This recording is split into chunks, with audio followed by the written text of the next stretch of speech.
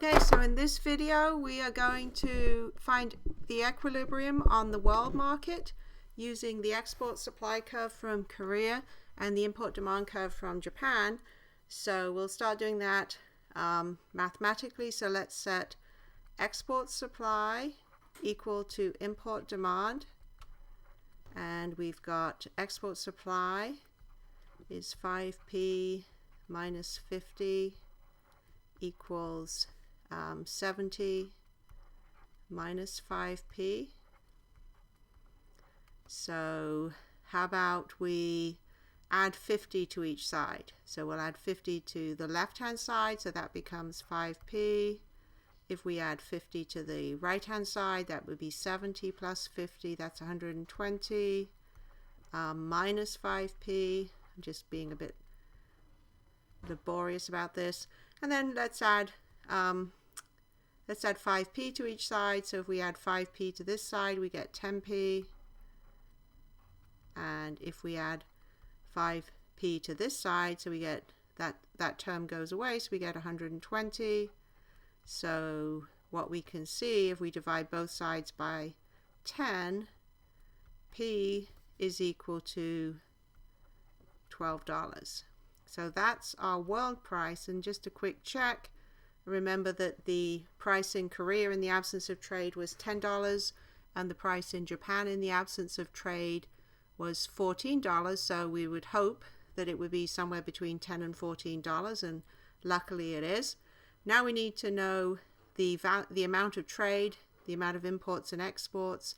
So what we do is we take the price of $12 and we can substitute it back into either the export supply or the import demand curve. Hopefully you get the same number, otherwise you have a problem. So let's substitute the price of 12 into the export supply curve. Let's see, oh, that's not what I wanted to do. Okay, get rid of that. We're going to, so that would be 5 multiplied by 12 minus 50, so that is, that would be 60 minus 50.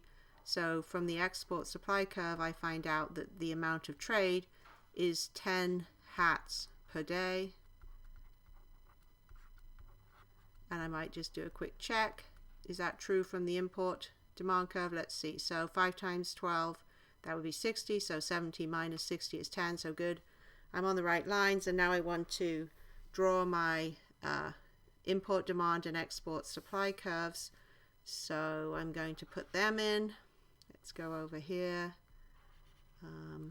Move that up a bit. 32-degree angle. It sort of kind of matters because my slopes are equal and opposite, and I want this to look reasonably good. So here's my import demand curve, and then my export supply curve.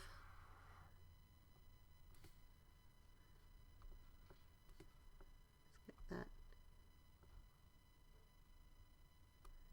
All right, so here's my export supply curve, and what we know about the exporter, Korea, is that the exports will be 0 at any price below $10 because that's autarky equilibriums. They don't need a trading partner. And then for Japan, they won't want to import anything if the price goes above 14. And then our world price of 12 comes in like this. Let's move that.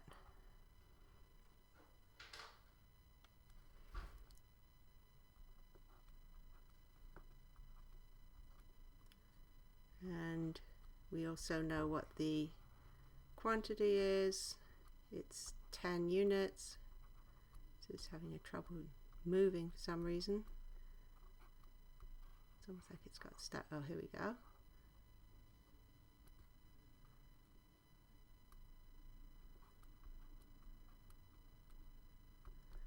So the world price is $12 as we just found, and the amount of trade is 10 hats per day. And you might be interested in the surpluses here because you probably now got the idea that surpluses are areas over and above curve. So this area here, actually, we can call that import country surplus. And so it's the netted surplus of both the consumers and producers in Japan. We can't tell. We can see that overall the surplus is a positive amount, but we don't actually know how each group did in Japan. I'm sure you can kind of guess, of course.